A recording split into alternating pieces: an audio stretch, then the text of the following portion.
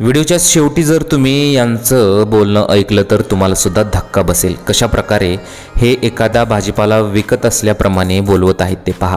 देशात बेरोजगारीचे प्रमाण दिवसेंदिवस वाढत चाललेलं आहे।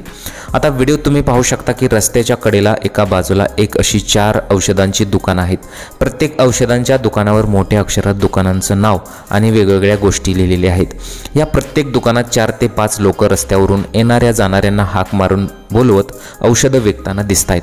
मेडिकल दुकानाच्या दिशेने येणाऱ्या प्रत्येकाला ते ओ दादा ओ काका अशी हाक मारत आपल्या दुकानात बोलवताना दिसत आहेत। आपल्या दुकानातील औषधं विकण्यासाठी मेडिकल दुकानदारांची चाललेली ही चढाओढ पाहून प्रश्न पडतोय की त्यांच्यावर ही वेळ कशामुळे आलेली आहे।